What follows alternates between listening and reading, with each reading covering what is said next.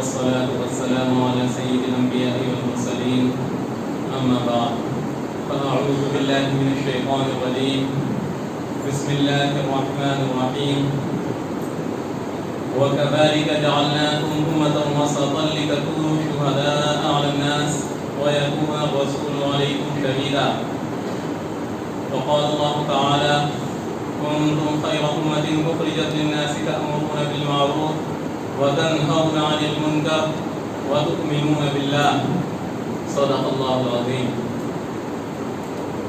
عزیز ترین تحریکی رفقاء کرام اور دیگر ساتھیوں بھائیوں، اللہ کا شکر اور اس کا احسان ہے کہ اللہ رب العزت نے ہم کو اس مقدس مقامات پر جمع ہونے کا موقع عنایت فرمایا تاکہ ہم بیٹھ کر چند چیزوں کے بارے میں غور و فکر کر سکیں، اپنا جائزہ لیں، اپنے بارے میں سوچیں کہ ہم کہاں کھڑے ہیں اور ہم کو کہاں جانا ہے. قرآن کریم کی آیت میں نے آپ کے سامنے تلاوت کی، جس میں اللہ رب العزت بیان فرما رہا ہے وَكَذَلِكَ جَعَلْنَاكُمْ أُمَّةً وَسَطًا. ہم سے خطاب کر کے کہہ رہا ہے، امت مسلمہ سے خطاب ہے کہ ہم نے تم کو ایک امت وسط بنایا ہے. کس لیے بنایا ہے؟ تاکہ تم لوگوں پر گواہ ہو جاؤ. ہم امت وسط بن کر آئے ہیں، ایک ایسی امت بن کر آئے ہیں جو بہت ہی قدر والی ہے، قدر و منزلت والی امت ہے. ہمارا مرتبہ بہت بلند ہے اللہ رب العزت کے یہاں. کس وجہ سے بلند ہے یہ ہم کو غور کرنے کی ضرورت ہے. کیا صرف اس وجہ سے بلند ہے کہ ہم ایک مسلم گھر میں پیدا ہوئے ہیں، ہم نے ایک ایسے گھر میں آنکھیں کھولی ہیں جس گھر میں ہمارے آبا، ہمارے والدین اسلام کے ماننے والے تھے؟ کیا صرف اس وجہ سے ہمارا مرتبہ بلند ہو جاتا ہے؟ ہمیں سوچنے کی ضرورت ہے، اپنا جائزہ لینے کی ضرورت ہے، اپنا احتساب کرتے رہنے کی ضرورت ہے. نبی کریم صلی اللہ علیہ وسلم عرب کی سرزمین پر جب آئے، جس وقت آپ کو مبعوث کیا گیا، اللہ رب العزت نے جب فیصلہ فرما دیا اس سرزمین پر کہ آپ اب آخری نبی وہاں سے اٹھے، اس وقت اس امت کی حالت دیکھیں، ہم وہاں کے لوگوں کی حالت دیکھیں، کس طرح سے وہاں پر وہ لوگ زندگی گزار رہے تھے. اخلاقی معیارات جو تھے، اخلاقی قدریں بالکل پامال تھی. وہاں پر ننگے ہو کر طواف کیا کرتے تھے وہ لوگ، اپنی بچیوں کو زندہ درگور کر دیا کرتے تھے. خواتین کے حقوق بالکل پامال ہو رہے تھے، فخر و مباحات میں مبتلا تھے. بہت سی کمیاں تھی، بہت سی بیماریاں تھیں. اور صرف وہاں کا یہ حال نہیں تھا، پوری دنیا کا یہی حال تھا. قیصر و کسریٰ کی حکومت کا آپ جائزہ لے لیں، کیا حال تھا اس وقت. وہاں پر نبی کریم صلی اللہ علیہ وسلم آئے، اس ماحول میں نبی کریم صلی اللہ علیہ وسلم نے آنکھیں کھولی. لیکن بچپن سے اللہ رب العزت کی نگرانی میں نبی کریم صلی اللہ علیہ وسلم کی تربیت ہوتی رہی. کبھی اس طرح کے ماحول سے نبی کریم صلی اللہ علیہ وسلم متاثر نہیں ہوئے، لیکن اللہ رب العزت بچاتا رہا. مختلف اوقات تاریخ سیرت کی کتابیں ہم پڑھتے رہتے ہیں. لیکن اس کے بعد جب وقت آیا، قریب آیا، وقت آیا، دیکھتے تھے حالات، پریشان رہتے تھے ہر وقت. سمجھ تھی نبی کریم صلی اللہ علیہ وسلم کو، فطرت سلیمہ پر پیدائش ہوئی تھی نبی کریم صلی اللہ علیہ وسلم کی. وہی دعوت جو حضرت ابراہیم علیہ السلام لے کر آئے تھے، آفاقی دعوت، اس دعوت کی جو روشنیاں وہاں پر تھیں، وہ نبی کریم صلی اللہ علیہ وسلم کو اس کا احساس تھا. لہذا اس کی جستجو میں نکل جاتے تھے. غار ہرا، جو لوگ وہاں گئے ہوں گے انہوں نے دیکھا ہوگا، غار ہرا ایک بہت اونچی پہاڑی ہے 3000 میٹر کے اوپر. وہاں جا کر نبی کریم صلی اللہ علیہ وسلم بیٹھتے تھے، اپنی راتیں گزارتے تھے، اپنے شب وہاں پر گزارتے تھے. جستجو رہتی تھی، خدا کی تلاش رہتی تھی، ڈھونڈتے تھے حق کی تلاش میں. یہی قسم کرسی کی حالت تھی. ہم اپنے بارے میں جائزہ لیں، ہمیں تو اسلام مل گیا، ہم ایک اسلامی گھر میں پیدا ہو گئے، اسلام مل گیا. ہم جس نبی سے محبت کرتے ہیں، جس نبی سے محبت کا دعویٰ کرتے ہیں، ان کی زندگی کا جائزہ لیں تو ہمیں احساس ہوگا کہ ہم کہاں پر کھڑے ہیں، ہمیں معلوم ہوگا کہ ہم کہاں پر کھڑے ہیں. لہذا وہاں پر وہ وحی آتی ہے، اقرأ بسم ربک الذی، اس کی تلاش کی. اقرأ بسم ربک الذی خلق، اپنے رب کے نام سے پڑھو. پہلی وحی آئی تھی اقرأ باسم ربک الذی خلق خلق الانسان من علق اقرأ وربک الاکرم الذی علم بالقلم، وہی ہے جس نے قلم کے ذریعے سکھایا، قلم کو اتارا، خلق الانسان علمہ البیان، بیان کی قوت بخشی، اس نے ہمیں بولنے کی صلاحیت دی تاکہ جانور اور ہماری زندگی میں فرق ہو سکے، نطق دیا ہم کو۔ اور اسی چیز کو ہم دیکھیں سورہ بقرہ میں اللہ رب العزت کیا کہہ رہا ہے، یعنی نبی کریم صلی اللہ علیہ وسلم کی کوئی پہلی تحریک نہیں ہے، نبی کریم صلی اللہ علیہ وسلم نے کوئی آغاز نہیں کیا ہے، بلکہ یہ حضرت ابراہیم علیہ السلام سے جو عالمی تحریک چل رہی تھی، اسی تحریک کی آخری کڑی ہے نبی کریم صلی اللہ علیہ وسلم پر آ کر ختم ہوتی ہے، آخری کڑی۔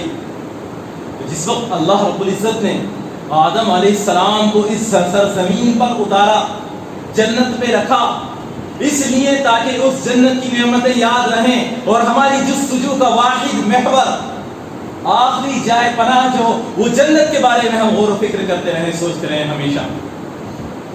یہ ہمیں شعور دے دیا اللہ رب العزت نے، حضرت آدم علیہ السلام کو جنت میں رکھا، پھر اس کے بعد وہاں سے اتار دیا۔ کیا فرمایا آدم علیہ السلام سے؟ انی جاعل فی الارض خلیفہ، میں زمین میں ایک جانشین بنا رہا ہوں، اس سرزمین میں۔ قالوا اتجعل فیہا من یفسد فیہا ویسفک الدماء، فرشتے کہنے لگے، فرشتے جاننے لگے، فرشتے اللہ کی تسبیح و تقدیس کر رہے ہیں، لا یعصون اللہ ما امرہم، کبھی اس کے حکم سے ذرہ برابر بھی سرتابی نہیں کرتے، جو کہہ دیتا ہے اللہ رب العزت نے جو حکم دیا ہے اس میں لگے ہوئے ہیں، صبح شام تقدیس بیان کر رہے ہیں، تسبیح بیان کر رہے ہیں۔ انہوں نے جب اللہ رب العزت نے ان کے سامنے آدم کو بھیجا، وہی مشن تھا جو نبی کریم صلی اللہ علیہ وسلم کو آخری دور میں آخری نبی بنا کر بھیجا گیا، اسی مشن کے ساتھ، جس مشن کے ساتھ حضرت آدم علیہ السلام آئے تو اس کے بعد مختلف انبیاء اسی مشن کی کڑی بن کر آتے ہیں، وہ سلسلہ چلتا رہا، اور آج نبی کریم صلی اللہ علیہ وسلم نے وہ مشن پورا کر دیا آ کر مکے کی سرزمین پر۔ کیا تھا وہ مشن؟ قالوا اتجعل فیہا من یفسد فیہا ویسفک الدماء، فرشتوں نے کہا مشن یہ ہے کہ صبح تسبیح و تقدیس بیان کریں، اللہ رب العزت کو صبح شام نمازیں پڑھیں، روزے رکھیں، تسبیح کریں، بڑے بڑی، صرف اس حد تک اس انسان کو بھیجا گیا ہے۔ فرشتوں نے یہی کہا تھا وَنَحْنُ نُسَبِّحُ بِحَمْدِكَ وَنُقَدِّسُ لَكَ، ہم کافی ہیں اس چیز کے لیے۔ لیکن قرآن کی آیات ہیں، ہمیں قرآن کو پکڑنا چاہیے۔ نبی کریم صلی اللہ علیہ وسلم کہہ کر گئے ہیں لَن تَضِلُّوا مَا تَمَسَّكْتُمْ بِهِمَا كِتَابُ اللَّهِ وَسُنَّتِي رَسُولِ اللَّهِ، ایک جگہ نہیں، تقریباً تواتر کی حد تک پہنچتی ہے یہ نبی کریم صلی اللہ علیہ وسلم کی حدیث، تواتر کی حد تک مختلف اوقات میں نبی کریم صلی اللہ علیہ وسلم نے فرمایا تم ہرگز گمراہ نہیں ہو سکتے، تم ہرگز نہیں بھٹک سکتے جب تک دو چیزوں کو مضبوطی کے ساتھ پکڑتے رہو گے۔ دو چیزوں کو، کیا چیزیں ہیں وہ؟ اللہ کی کتاب اور اللہ کے نبی صلی اللہ علیہ وسلم کا طریقہ سنت۔ جتنی مضبوطی سے پکڑیں گے اتنے ہی ہم گمراہی سے دور رہیں گے۔ یہ اللہ کی کتاب میں یہ بیان کیا ہے، فرشتے کہہ رہے ہیں کہ وَنَحْنُ نُسَبِّحُ بِحَمْدِكَ، تسبیح و تقدیس ہم کر رہے ہیں، کیونکہ فرشتے جان رہے تھے، اللہ رب العزت کہہ رہا ہے انی جاعل فی الارض خلیفہ، میں زمین میں ایک خلیفہ بھیج رہا ہوں، ایک جانشین بھیج رہا ہوں، ایک نائب بھیج رہا ہوں اس سرزمین میں، اور اس کو اختیار دے رہا ہوں کہ وہ اس سرزمین کا نظام چلائے۔ فرشتے سمجھ رہے ہیں، کیونکہ ہم جانتے ہیں ایک شریر بچے کو، ایک شریر بچہ ہوتا ہے، اگر اس کو کسی کمرے میں چھوڑ دیا جائے تو وہ کیا حالت کرے گا، اس کمرے کو توڑے گا، پھوڑے گا، ادھر پھینکے گا۔ فرشتے سمجھ رہے تھے کہ اختیار دے کر بھیجا جا رہا ہے اس سرزمین پر، لہذا اتجعل، فوراً بولے اتجعل فیہا من یفسد فیہا ویسفک الدماء، یہ تو یہاں پر خون برپا کرے گا، فساد برپا کرے گا۔ اور اگر تجھے اللہ اگر تسبیح تقدیس کے لیے بھیج رہا ہے، تو عبادتیں کروانے کے لیے اگر بھیج رہا ہے تو ہم کافی، ہم تو کر رہے ہیں۔ وَنَحْنُ نُسَبِّحُ بِحَمْدِكَ وَنُقَدِّسُ لَكَ قَالَ إِنِّي أَعْلَمُ مَا لَا تَعْلَمُونَ، اللہ رب العزت نے کہہ دیا میں جانتا ہوں تم نہیں جانتے، اس چیز کو جس مقصد کے لیے میں بھیج رہا ہوں تم اس کو نہیں سمجھ رہے ہو۔ یہ قرآن کی گواہی ہے۔ وَعَلَّمَ آدَمَ الْأَسْمَاءَ، بہت اہم آیت ہے، وَعَلَّمَ آدَمَ الْأَسْمَاءَ، اللہ رب العزت نے آدم کو نام سکھا دیے۔ نام سکھا دیا قرآن نے. کیا مفہوم ہے اس کا؟ آج پوری دنیا کی ترقی کا راز یہی ہے، صرف اور صرف یہی ہے پوری دنیا کی ترقی کا راز. اور یہ آدم علیہ السلام کی فطرت میں یہ چیز رکھتی، ان کو بھیجا گیا آدم الاسماء کلھا، تمام کے تمام نام سکھا دیے. نام کس کو بولتے ہیں؟ نام صرف ہم اس کو نہیں بولتے کہ میرا نام سعود، فاروق، اس طرح کے جو نام ہیں، اس کے پیچھے ایک حقیقت ہوتی ہے. نام کے پیچھے ہم یہاں پر بیٹھے، میرے پاس یہ واچ ہے، یہ گھڑی ہے، اس کے پیچھے ایک حقیقت ہے. اگر کوئی بھی آ کر واچ بولے گا تو آپ کو سمجھ میں آ جائے گا اس کے یہ کیا ہے، کیا چیز ہے. واچ کس کو بولتے ہیں؟ کوئی یہ نہیں کہے گا اگر میں بولوں یہ گھڑی ہے تو یہ گلاس کو کہنے لگے گی گھڑی ہے. نام کے پیچھے ایک حقیقت ہوتی ہے. اس دنیا کے حقائق سکھا دیے اللہ رب العزت نے آدم کو، اس دنیا کے حقائق، تاکہ اس دنیا کو چلایا جا سکے. وَسَخَّرَ لَكُم مَا فِي السَّمَاوَاتِ وَمَا فِي الْأَرْضِ جَمِيعًا مِّنْهُ، جو کچھ آسمان اور جو کچھ زمین میں ہے، اللہ رب العزت نے سب کا سب تمہارے لیے مسخر کر دیا ہے، کام پر لگا دیا ہے. اس کو مسخر کرنے کی ضرورت ہے. یہ صلاحیت ہم کو دی گئی، آدم علیہ السلام کو یہ صلاحیت دی. وَعَلَّمَ آدَمَ الْأَسْمَاءَ كُلَّهَا، تمام کی تمام حقائق سکھا دیے اللہ رب العزت نے. ان حقائق کو ہمیں تلاش کرنا ہے، اس کی جستجو کرنی ہے، اس کو جو مسخر کی گئی ہے، جو دنیا ہمارے لیے، اس کو اسی انداز سے لینا ہے. ہمیں نبی کریم صلی اللہ علیہ وسلم نے کیا کہا ہے؟ مومن کبھی دنیا کے پیچھے نہیں بھاگتا. مومن دنیا کو مسخر کرتا ہے، اپنے تابع کرتا ہے، دنیا اس کے پیچھے آتی ہے. آج کیا ہو گیا؟ آج یہ ہو گیا ہم دنیا کے پیچھے بھاگ رہے ہیں اور دنیا دور جا رہی ہے. ہونا تو یہ چاہیے تھا ہم اس دنیا کی حقیقت سمجھتے کہ کتنی حقیر ہے یہ چیز، بہت حقیر ہے یہ چیز جو ہم کو دی گئی ہے. اس حقیر دنیا کو ہم سمجھتے ہیں. دنیا اس کے نام سے آپ اندازہ کرتے ہیں، عربی زبان میں ہمارے ماشاء اللہ علماء موجود ہیں. دنا یتو ایک قرب کی چیز، بہت حقیر چیز کو بولتے ہیں. دنیا اس سے لیا گیا ہے. ہمارے سامنے جو ہے سب سے اہم چیز وہ ہے آخرت، یعنی یہاں کے بعد کی زندگی. یہی چیز تھی جو نبی کریم صلی اللہ علیہ وسلم کو ستاتی تھی. آفر دیا گیا نبی کریم صلی اللہ علیہ وسلم کو. نبی کریم صلی اللہ علیہ وسلم نے دعوت کا آغاز کیا غار ہرا پہ. علم الانسان ما لم یعلم، جو وہ نہیں جانتا انسان کو وہ سکھایا. وہی چیز جو آدم علیہ السلام لے کر آئے تھے. وَعَلَّمَ آدَمَ الْأَسْمَاءَ، حقائق دنیا.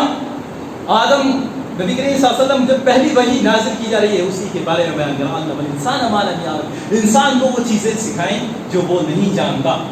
جو علم الکتاب ہم کو ملا ہوا ہے وہ بہت اہم علم ہے.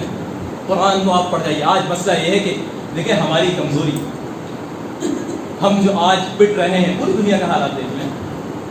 ہم دو حیثیتیں اپنی متعین کریں گے اگر اس وقت وہ کریں. ایک ہمارے ملک کے حالات، ملک میں ہماری حالت، ہم جس جگہ پر آج کھڑے ہوئے ہیں ہر ایک جانتا ہے. فیوچر کا کسی کو نہیں معلوم کہ ہمارا فیوچر میں کیا ہونے والا ہے. مستقبل ہمارا بالکل اندھکار میں جا رہا ہے اس ملک کے حالات کے اعتبار سے. لیکن اگر عالمی حالات دیکھیں اس کے اعتبار سے بھی کوئی اچھا مستقبل نہیں. آپ جانتے ہیں ہمارا قبلہ اول جو آیت میں نے سب سے پہلے آپ کے سامنے تلاوت کی، انہی چند آیات کے بعد اللہ رب العزت اس قبلے کی چینجنگ کا حکم دے رہا ہے. یعنی وہاں سے ان سے وہ منصب خلافت چھین کر، وہ منصب چھین کر امت مسلمہ کے حوالے کر رہا. جو آیت امت وسطیٰ جو ابھی میں نے آپ کے سامنے آیت تلاوت کی، وہ آج کہاں؟ وہ قبلہ اول جو فلسطین کی سرزمین ہے اس پر یلغار ہو رہی ہے. اس وقت سب لوگ ٹوٹ پڑے ہیں، بلکہ ہمارے اپنے لوگ جو اس کو بچانے کے دم بھرتے تھے کسی طور پر بھی. آپ جانتے ہیں عرب ممالک جو ہمیشہ آج تک ایکسیپٹ نہیں کیا گیا تھا، گرچہ ان کی دوسری چیزیں، دوسری کمیاں ان کی وجہ سے اپنی جگہ، لیکن آج تک، لیکن آج روز در روز آپ خبریں سن رہے ہیں پچھلے کچھ ہفتوں سے کہ آج کوئی عرب ملک اٹھ کر اس کو ایکسیپٹ کر رہا ہے، اس کو قبول کر رہا ہے، اس کے ساتھ تجارتی تعلقات بڑھا رہا ہے، دوسری صفاتی تعلقات بڑھا رہا ہے. ایمریٹس نے اعلان کیا پہلے، اس کے بعد بحرین نے اعلان کیا، اور کل کی خبر یہ ہے سوڈان بھی جلدی اعلان کرنے والا، سوڈان اس کا اعلان کرنے والا. تو عالمی حالات بھی ابھی ہمارے حق میں نہیں ہیں، ملکی حالات ہمارے حق میں نہیں ہیں. لیکن مومن کی کیا پوزیشن ہے؟ مومن کبھی گھبراتا نہیں. وَأَنْتُمُ الْأَعْلَوْنَ إِن كُنتُم مُؤْمِنِينَ، تم ہی سربلند رہو گے اگر تم صحیح مومن ہو. تم ہی سربلند رہو گے.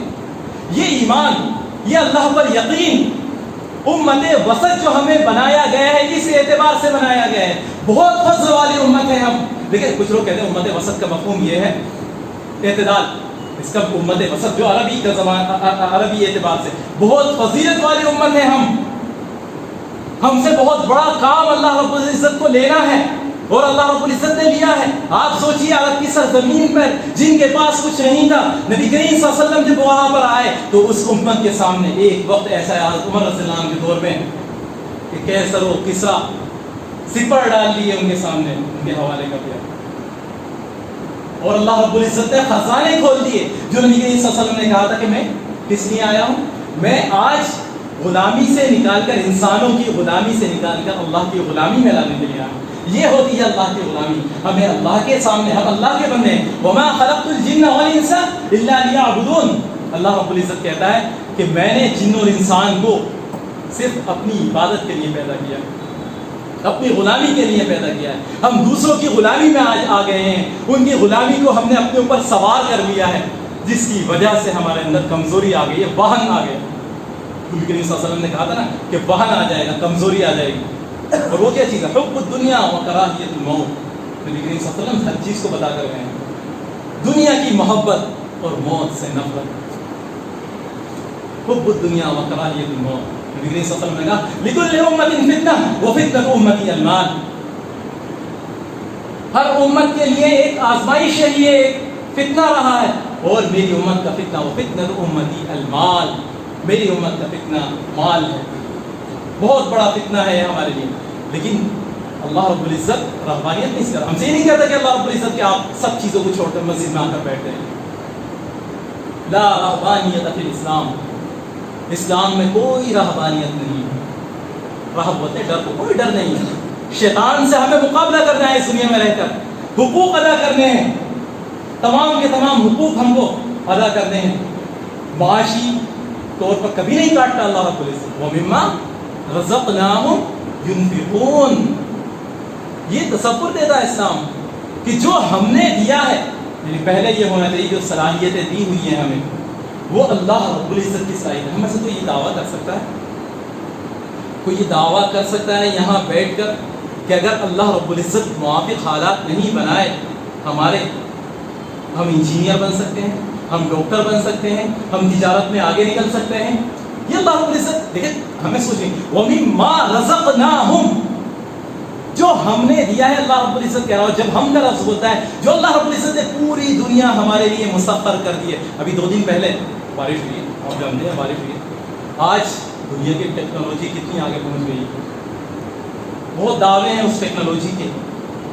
اگر وہ کتنے بڑے ایک علاقے پر بارش ہوئی، کیا اس ٹیکنالوجی کے ذریعے آج بارش برسائی جا سکتی ہے؟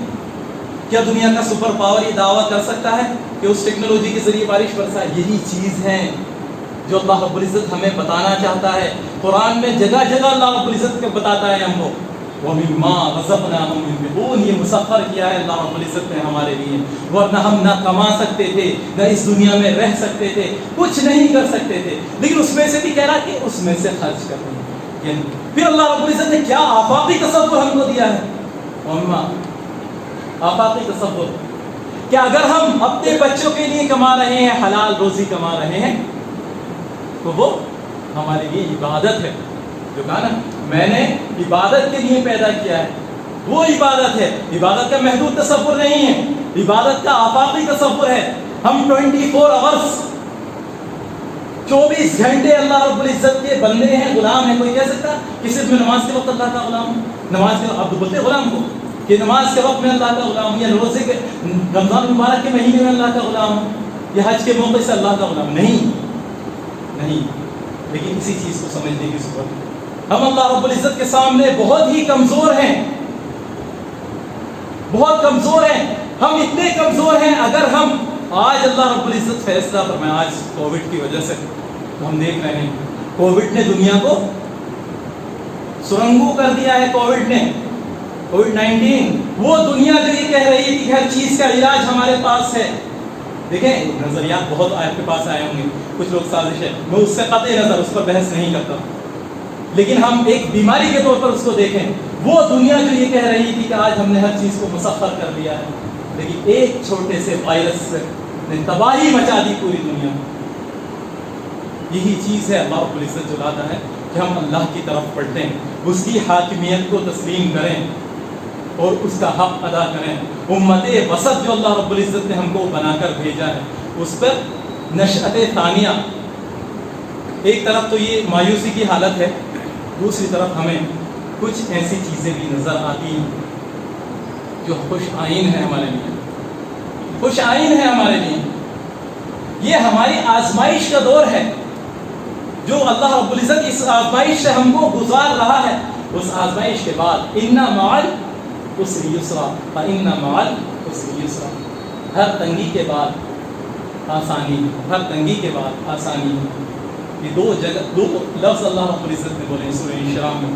یہ جو آزمائشیں گزر رہی ہیں، ان آزمائشوں میں گھبرانے کی کوئی ضرورت نہیں، بالکل نہیں گھبرائیں۔ جو اللہ پر بھروسہ کرنے والے ہیں، جو اللہ پر توکل کرنے والے ہیں، جو اللہ کی حقیقت کو سمجھنے والے ہیں، اللہ کو اللہ جاننے والے ہیں، اس پروردگار کو کا ایمان جن کے اندر پختہ ہوتا ہے، جن کے اندر مضبوطی آتی ہے، وہ کسی بھی باطل نظام کی پرواہ نہیں کرتے، کسی آزمائش سے گھبراتے نہیں، وہ تو طوفانوں کا رخ موڑ دیتے ہیں۔ یہی ہماری خوبی ہے۔ نبی صلی اللہ علیہ وسلم کیا کہتے ہیں؟ اے رب تو مجھ سے راضی رہے، تو مجھ سے راضی رہے، پوری دنیا ناراض ہو جائے مجھے کوئی پرواہ نہیں۔ یہی چیز تھی جسے لے کر نبی کریم صلی اللہ علیہ وسلم اٹھے، اور آپ نے 23 سال کے اندر ایک ایسا انقلاب برپا کر دیا، ایسا انقلاب پوری دنیا نے دیکھا۔ اسی کی وجہ سے آج ہم یہاں پر بیٹھے ہوئے ہیں، اسی ایک اس کی وجہ سے۔ میں دیکھیں سنبل سے میرا تعلق ہے اور آپ لوگ یہاں پر ہیں، لیکن ہم ایک امت ہیں۔ یہی چیز ہے جو ہم کو جوڑتی ہے، ایک جگہ جوڑ دیتی ہے، ایک امت کے ساتھ جوڑ دیتی ہے۔ لیکن یاد رکھیں کہ اللہ رب العزت سے دعائیں تو ہم کر لیں گے، دعاؤں سے کچھ چیز حاصل نہیں ہوگی جب تک ہم عملی میدان میں نہیں آئیں۔ ہمیں پریکٹیکل لائف میں کچھ چیزیں کرنے کی ضرورت ہے۔ لن تضلوا ما تمسکتم بہ کتاب اللہ و سنتی۔ ہم کو قرآن کو مضبوطی سے لے کر چلنا ہے، قرآن کو مضبوطی سے پکڑنا ہے۔ واعتصموا بحبل اللہ جميعا ولا تفرقوا۔ اللہ کی اس رسی کو مضبوطی سے پکڑ لو۔ قرآن کو کہتا ہے، قرآن کی آیت ہے، نبی کریم صلی اللہ علیہ وسلم نے بھی کہا اعتصام بالکتاب، قرآن کو جتنی مضبوطی سے پکڑیں گے اتنے ہی ہم کامیاب ہوں گے۔ قد افلح المؤمنون، قد افلح من زکاها وقد خاب من دساها۔ مومن کامیاب ہو گئے، کامیاب ہو گئے وہ جس نے اپنا تزکیہ کر لیا، جس نے اپنے نفس کو سنوار لیا، وہ کامیاب ہو گیا اس کتاب کے مطابق۔ اس کتاب، یہ کتاب ہم سے کیا کہتی ہے؟ ہم قرآن سے پوچھیں یہ کیا چاہتی ہے۔ میں نے چند آپ کے سامنے چیزیں مثالیں پیش کی ہیں، وہ وقت نہیں ہے کہ پورا اس کو کیا جائے، آپ کو قرآن سے خود مطالعہ کرنا ہے۔ قرآن کے ہمارے اوپر حقوق ہیں، ایک حقوق جہاں اس کا تلاوت کرنا ہے، قرآن کے حقوق ہیں۔ نبی کریم اللہ رب العزت نے کیا کہا؟ انا نحن نزلنا الذکر وانا له لحافظون۔ ہم نے ہی اس یاد دہانی کو، اس ذکر کو حاصل کیا ہے اور ہم ہی اس کی حفاظت کرنے والے ہیں۔ دو تین آیتوں کے بعد وقال الرسول یا ربی ان قومی اتخذوا هذا القرآن مہجورا، کہ اے اللہ کے رسول نبی کریم صلی اللہ علیہ وسلم کہیں گے کہ میری وہ قوم ہے جس نے اس کتاب کو مہجور کر دیا تھا، اس کتاب کو چھوڑ دیا تھا۔ یہ مقدمہ قائم کریں گے نبی کریم صلی اللہ علیہ وسلم اللہ رب العزت کے سامنے، اس وقت ہم کیا جواب دیں گے؟ یہ ہمیں جائزہ لینے کی ضرورت ہے۔ قرآن کس لیے آیا ہے؟ ہدی للمتقین، ہدی للناس، ہدایت کے لیے آیا ہے۔ اہدنا الصراط المستقیم، ہم کو سیدھی راہ پر چلا، کیونکہ ہم نہیں جانتے۔ ہم یہ دعا جو مانگتے ہیں 5 وقت کی نماز میں، اہدنا الصراط المستقیم، اہدنا الصراط المستقیم، اے رب ہم کو سیدھی راہ پر چلا، سیدھی راہ پر چلا، کیونکہ ہمیں نہیں معلوم، ہم نہیں جانتے کہ کیسے چلیں اس دنیا میں، ہمیں کچھ نہیں معلوم کہ اس دنیا میں کیسے چلا جائے۔ ہم تیرے سامنے کمزور ہیں، ہم یہاں پر روز اعتراف کرتے ہیں، ہر نماز کی ہر رکعت میں اعتراف کرتے ہیں، اہدنا الصراط المستقیم، اہدنا الصراط المستقیم، ہم کو سیدھی راہ پر چلا۔ ہم بہت کمزور ہیں، ہم سے دعا تک نہیں مانگنی آتی، اللہ رب العزت نے وہ دعا سکھائی، اہدنا الصراط المستقیم، اللہ رب العزت نے ہم کو دے دیا۔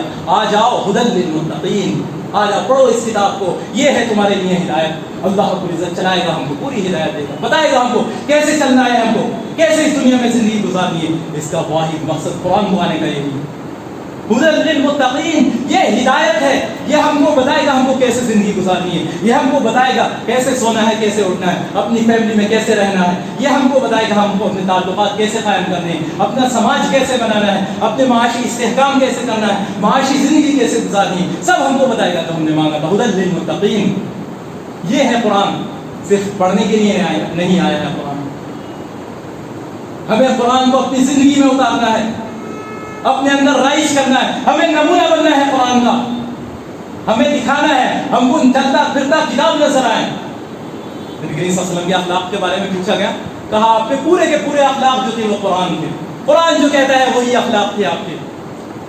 وَإِنَّكَ لَعَلَىٰ خُلُقٍ عَظِيمٍ، قرآن نے کہا کیا کہا گیا، لَقَدْ كَانَ لَكُمْ فِي رَسُولِ اللَّهِ أُسْوَةٌ حَسَنَةٌ، ہمارے لیے نبی کریم صلی اللہ علیہ وسلم کی زندگی بہترین نمونہ ہے، بہترین نمونہ ہے نبی کریم صلی اللہ علیہ وسلم کی زندگی۔ کیونکہ قرآن کی حصار کے لیے ایک اور چیز جو میں بیان کرنا چاہتا ہوں یہاں پر، قرآن کی صرف قرآن کی حد تک محدود نہیں ہے، بلکہ نبی کریم صلی اللہ علیہ وسلم کی زندگی جو قرآن کا عملی نمونہ تھی۔ اللہ رب العزت نے صرف قرآن کو نازل نہیں کیا ہے، بلکہ نبی کریم صلی اللہ علیہ وسلم کی زندگی کے ذریعے اس قرآن کو چلتا پھرتا نمونہ بنایا ہے۔ لن تضلوا، حدیث میں نے ابھی آپ کے سامنے بیان کی تھی، لن تضلوا ما تمسكتم به، ہرگز گمراہ نہیں ہو سکتے جب تک اس کتاب کو اور میری سنت کو، میرے طریقے کو مضبوطی سے پکڑے رہو گے۔ آج ویسٹ نے ایک کوشش کر کے علوم میں بہت آگے بڑھا، ویسٹ مستشرقین نے ہماری اس سنت میں بہت سے اشکالات پیدا کر دیے، شبہے پیدا کر دیے۔ شیطان ایک نئے حربے کے ساتھ آیا ہے، ایک بڑا فتنہ ہمارے سامنے ہے آج، جس کو سرنگو کرنا ہے، اور وہ ہے انکار حدیث کا۔ یاد رکھیے، انکار حدیث کا فتنہ بہت ہی خطرناک فتنہ ہے۔ وہ کاٹنا چاہتے ہیں قرآن و حدیث کا تعلق، او اثارۃ من علم، یعنی قرآن کے حدود جو قائم کیے ہیں احادیث کے ذریعے، سنت کے ذریعے، نبی کریم صلی اللہ علیہ وسلم کے طریقے کے ذریعے، اس میں شکوک و شبہات پیدا کرنا چاہتے ہیں، کیونکہ باطل نے کوشش کی قرآن کو بدلنے کی، قرآن کو نہیں بدل پایا کبھی بھی، باطل قرآن کو کبھی نہیں بدل پایا اور نہ بدل سکتے ہیں، کیونکہ اس کی حفاظت کی ذمہ داری اللہ رب العزت نے دی ہے، اس کی حفاظت کی ذمہ داری۔ آج حافظ صاحب جو پڑھتے ہیں آپ کے سامنے، یہ بہت بڑی ذمہ داری ہے، اللہ رب العزت نے دی ہے، اس کو تو نہیں بدل پایا۔ لا یاتیہ الباطل من بین یدیہ ولا من خلفہ، نہ باطل اس کے آگے سے آ سکتا ہے، نہ اس کے پیچھے سے آ سکتا ہے۔ کوشش بہت کی گئی لیکن کامیاب کبھی نہیں ہوئے۔ لیکن دوسری چیز جو اس کی حدود تھی، جو اس کا حصار تھا سنت کے ذریعے، نبی کریم صلی اللہ علیہ وسلم صرف ایک، نبی کریم صلی اللہ علیہ وسلم جو پیغام لے کر آئے تھے پریکٹیکل انداز میں نبی کریم صلی اللہ علیہ وسلم نے اس کو سمجھایا، لہذا وہاں پہ شکوک و شبہات پیدا کرنے کی کوشش کی جا رہی ہے، بہت سے طریقوں سے، بہت سے طریقوں سے وہ کوشش کی جا رہی ہے۔ کہیں یہ کہا جا رہا ہے کہ احادیث کا یہ سرمایہ 200 سال کے بعد جا کر جمع ہوا ہے، کہیں یہ کہا جا رہا ہے یہ تو عرب کے معاشرے کے لیے تھا، یعنی اس کے اعتبار سے وہ چیزیں بیان کی گئی۔ یاد رکھیں یہ بہت بڑا فتنہ ہے، بہت بڑا فتنہ ہے، کیونکہ اگر وہ سرمایہ ہم سے ضائع ہو گیا، اس میں شکوک و شبہات پیدا ہو گئے، تو قرآن کی منمانی تعبیریں کی جائیں گی، جیسے آج کے منکرین حدیث قرآن کی منمانی تعبیریں کر رہے ہیں۔ اس لیے نبی کریم صلی اللہ علیہ وسلم کہہ کر گئے ہیں لن تضلوا ما تمسكتم به، اس کو مضبوطی سے پکڑ لینا قرآن کو اور میری سنت کو، میرے طریقے کو مضبوطی سے پکڑ لینا، تم ہرگز گمراہ نہیں ہو سکتے۔ ہمیں بہت سے کام کرنے کی ضرورت ہے، ہمیں جہاں قرآن کی دروس، قرآن کے حلقے قائم کریں، قرآن کے دروس قائم کریں، کہ قرآن کے دروس ہوں ہمارے سامنے۔ ایک حق ہے نا، قرآن کا حق ہے، سب سے بڑا حق ہے ہدی للمتقین، یہ ہدایت ہے ہمارے لیے۔ ہم قرآن کو پڑھیں، تلاوت کریں قرآن کی، لیکن اس تک محدود نہ رہ جائیں، قرآن کو سمجھیں، بیٹھ کر غور و فکر کریں، خود سے سمجھیں، علماء سے سمجھیں۔ یہ حلقے جو تحریکی جماعت اسلامی عموماً قرآن کو بہت زیادہ توجہ دیتی ہے، اس طرح کے حلقے قائم کرتی ہے قرآن کے، وہاں پر بیٹھ کر غور و فکر کریں، اجتماعی مطالعہ قرآن کا، لیکن یہاں تک بھی نہیں رک جانا ہے، یہاں تک نہیں رکنا ہے، اس کو اپنی زندگیوں میں اتاریں۔ چلتا پھرتا نمونہ بن جائیں، دوسروں تک اس کو پہنچائیں۔ نبی کریم صلی اللہ علیہ وسلم کے بارے میں آتا ہے، نبی کریم صلی اللہ علیہ وسلم تڑپتے رہتے تھے کہ کیسے جو آیت آگے کیسے دوسروں تک پہنچا دوں اس کو۔ یہی تڑپ کی نبی کریم صلی اللہ علیہ وسلم کی مکے کی سرزمین پر۔ آپ دیکھیں مکے کی سرزمین پر یہ تڑپ آپ کی مستقل رہی ہے، یہ تڑپ، حتیٰ کہ نبی قرآن نے کہا فَلَعَلَّكَ بَاخِعٌ نَفْسَكَ عَلَىٰ آثَارِهِمْ، اے نبی صلی اللہ علیہ وسلم کیا آپ اس غم میں کہ یہ لوگ ایمان نہیں لائیں گے اپنے آپ کو ہلاک کر لیں گے؟ فَلَا تَذْهَبْ نَفْسُكَ عَلَيْهِمْ حَسَرَاتٍ، آپ کو بالکل ایسی تڑپ ہونی چاہیے، ہم کو ایسی تڑپ آپ ہلاک کر لیں گے، ایسی تڑپ کی جب وہاں سے کچھ مایوسی ہوئی اور ایک طائف کی طرف آپ نکل گئے۔ سنا ہوگا واقعہ، مشہور ہوا تھا، طائف کی طرف مکے سے آپ نکل پڑے، طائف میں جا کر دعوت دینی شروع کر دی۔ جو لوگ آتے وہاں پر ان کو دعوت دینے پہنچ جاتے نبی کریم صلی اللہ علیہ وسلم۔ ہم اپنا جائزہ لیں، اپنا محاسبہ کریں، اپنا احتساب کریں۔ کوئی نہیں آئے گا، کوئی کسی کے کام نہیں آئے گا، ہم کو ایک 6 گز کی قبر میں جا کر سو جانا ہوگا، ساری چیزیں یہیں رہ جائیں گی۔ اس حد تک ہماری اہمیت ہے، یاد رکھیے۔ ہم جائزہ لیں، کیا ہم اس مشن میں چل رہے ہیں؟ نبی کریم صلی اللہ علیہ وسلم طائف کی طرف جاتے ہیں، طائف والوں کو دعوت دیتے ہیں،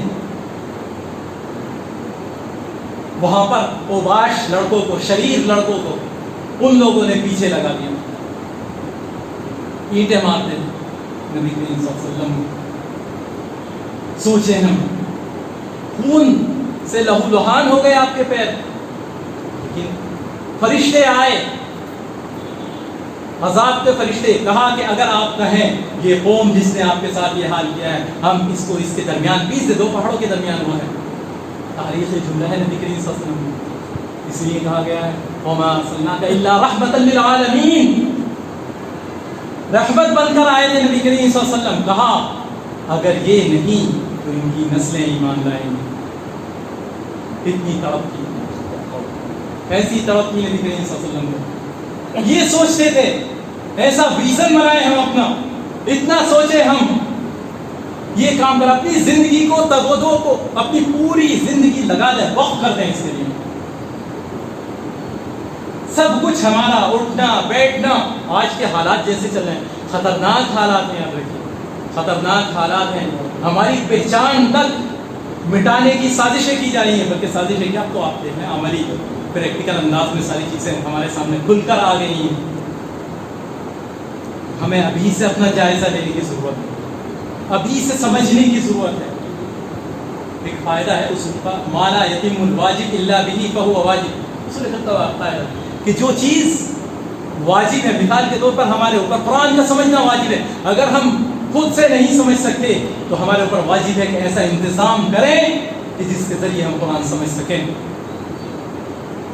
ہم ہوش مند ہوں، ہم ایسے حلقے قائم کریں، ایسے علماء کی ایک جماعت نکالیں جو اس فیلڈ میں بھی ایک جمود آ گیا ہمارے اوپر، یاد رکھیں ایک جمود آ گیا، اجتہاد کے دروازے بند ہو گئے۔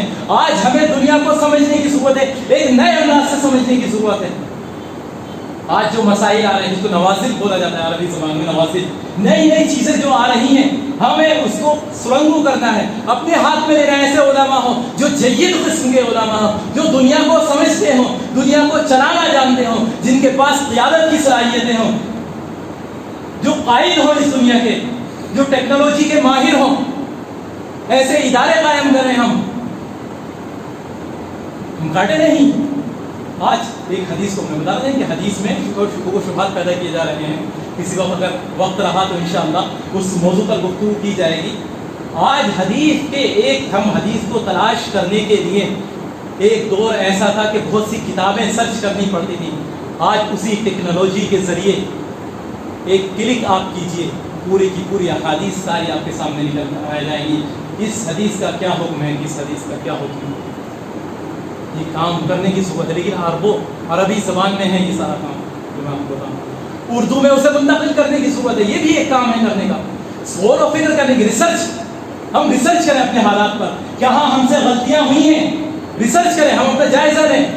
ہمارے پاس آج اگر ہم اپنے آج اگر دیکھنے لگے، ہم 30 کروڑ تقریباً اس ملک کے 30 کروڑ کے قریب ہیں، تو ہم جائزہ لیں آخر ہم سے کوتاہیاں کہاں ہونی ہیں۔ یہ ریسرچ ورک ہو، ہم اس کے بارے میں سوچیں کہ ہم سے کہاں کوتاہیاں ہو رہی ہیں، کون سی چیزیں ہم سے چھوٹی ہیں، اور آج کے حالات کے اعتبار سے کون سی چیزوں کی ضرورت ہے۔ مدارس بہت زیادہ ہیں ہمارے پاس، پھر بھی کیا چیز ہے جو ہم سے چھوٹ رہی ہے؟ یہ سب ہم کو کرنے کی ضرورت ہے۔ اللہ رب العزت کہتا ہے وَاعْتَصِمُوا بِحَبْلِ اللَّهِ جَمِيعًا وَلَا تَفَرَّقُوا، اللہ کی اس رسی کو مضبوطی کے ساتھ پکڑ لو اور انتشار برپا مت کرو۔ انتشاری کیفیت سے نکلنے کی ضرورت ہے ہم بہت کم، اس کے باوجود دیکھیں اختلاف ہوتے ہیں، مجھ سے آپ کو اختلاف ہو سکتا ہے، کوئی مسئلہ نہیں، گنجائش رکھیے، بلکہ کہا گیا اختلاف امتی رحمہ، میری امت کا اختلاف رحمت ہے، نبی کریم صلی اللہ علیہ وسلم کیا کرتے ہیں، اختلاف رحمت۔ اختلاف ہو سکتا ہے، ہم بیٹھیں ڈسکس کریں، کسی بھی اختلاف میں کوئی مسئلہ نہیں ہے، کوئی دوریاں نہیں ہے، کیونکہ ہم ایک اسلام کے ماننے والے ہیں، ہمارے پاس ایک کتاب ہے، ایک اللہ کے ماننے والے ہیں، ایک رسول پر ایمان لانے والے ہیں۔ اختلاف کبھی برائے اختلاف نہیں ہو، نزاع کا باعث نہیں بننا پائے، آپس میں بیٹھ کر مل جل کر بیٹھ کر بھائی چارے کے ساتھ۔ صحابہ کرام کے درمیان اختلاف ہوئے ہیں، بہت سے مسائل میں اختلاف ہوئے، کبھی بھی آپس میں حضرت علی اور حضرت عائشہ کا اختلاف جو جنگ تک پہنچ گیا، اتنا بڑا اختلاف، لیکن اس کے باوجود بھی آپس میں کس طرح سے ان کی محبتیں تھی، کبھی محبتیں ضائع نہیں ہوئی۔ لیکن آج اس اختلاف کی وجہ سے ہمارے اغیار غیروں نے اس کا فائدہ اٹھا کر، سیائی کا کوئی وہ ہے کیا بولتے ہیں، کوئی اعلیٰ ذمہ دار ہے جس کے بھی رپورٹ آئی ہے، جس نے کہا کہ شیعہ سنی اختلاف کو ہم جتنی زیادہ ہوا دیں گے، اور رپورٹ یہ بات آئی ہے، اتنی ہی ہم مسلمانوں کو کمزور کریں گے۔ اور ریکارڈ وہ لوگوں کی کوششیں ہیں، میں نہیں کہہ رہا کہ ہم کسی چیز کو اختلاف، ہم کچھ بنیادوں پر جمع ہو، کچھ بنیادوں پر ہمیں جمع ہونے کی ضرورت ہے، اپنے کس کا مقابلہ کرنے کی، اپنے دشمن کا مقابلہ کرنے کی۔ کسی نے لکھا ہے اگر ہمیں اپنے دشمن کے قد کا اندازہ ہو جائے تو کسی بھی شکل میں آ جائے ہم اس کو فوراً پہچان لیں گے۔ ابھی تو ہمیں اپنے دشمن کے قد ہی کا اندازہ نہیں ہے کہ دشمن ہمارا کس شکل میں آ رہا ہے، یا ہمارے خلاف کس طرح کی سازشیں کر رہا ہے ہمارا دشمن۔ تو ہمیں اتحاد قائم کرنے کی ضرورت ہے، ہم اتحاد قائم کریں، ایک پلیٹ فارم بنائیں، علماء کا ایسا وفاق ہو جو اتحاد ہو، جو بنیادیں ہوں۔ اختلاف ہے ٹھیک ہے، چند بنیادی مسائل میں اختلاف ہے، اختلاف رہے، جو لوگ ان کے ماننے والے ہیں اس اختلاف کے مطابق گزاریں، لیکن چند بنیادوں پر ہمارا اتحاد ہو، اتفاق ہو، ایک وفاق ہو جس کے ذریعے ہم اتفاق قائم کر سکیں۔ وَاعْتَصِمُوا بِحَبْلِ اللَّهِ جَمِيعًا، کوئی انتشار نہ ہو، یہ اس طرح امت رحمہ، یہ بنیادیں ہونی چاہیے ہمارے سامنے، یہ بھی ایک کام کرنے کی ضرورت ہے، اور سب سے بنیادی کام وہی ہے کتاب اللہ، اللہ کی کتاب کو مضبوطی سے پکڑیں، اس کو دوسروں تک دعوت پہنچائیں۔ ہم نے اس چیز کو بھی چھوڑ دیا ہے جس کی وجہ سے آج ہمارے ملک کے حالات ہوئے ہیں، یعنی دعوت کا فریضہ ہم نے چھوڑ دیا ہے۔ فَلَا تُطِعِ الْكَافِرِينَ وَجَاهِدْهُمْ بِهِ جِهَادًا كَبِيرًا، نبی کریم صلی اللہ علیہ وسلم کو حکم دیا گیا تھا کہ کافروں کی اطاعت مت کرنا، اور پوری جد و جہد، اپنی ساری تگ و دو، اپنی پوری جد و جہد لگا دیں، اپنے آپ کو، اپنی توانائیاں ساری لگا دیں اللہ رب العزت کے لیے۔ یہ دوبارہ سے ہمیں نشأت ثانیہ ہماری ہونی ہے انشاءاللہ۔ حالات مایوس کن نہیں ہے، بس ہمیں اپنی صلاحیتوں کو سمجھنے کی ضرورت ہے، اپنے اندر جو کمیاں آ گئی ہیں ان کمیوں کو دور کرنے کی ضرورت ہے، کیونکہ وقت میرا ختم ہو رہا ہے، اسی پر میں اپنی بات کا اختتام کرتا ہوں۔ اللہ رب العزت سے دعا ہے کہ اللہ رب العزت ہمارے اندر جو کوتاہیاں آ گئی ہیں، اللہ رب العزت ان کوتاہیوں کو ہمارے اندر سے دور فرمائے، کتاب و سنت پر ہمیں عمل پیرا فرمائے، آمین۔ اگر کوئی سوال موجودہ موضوع کے بارے میں کیا جا سکتا ہے؟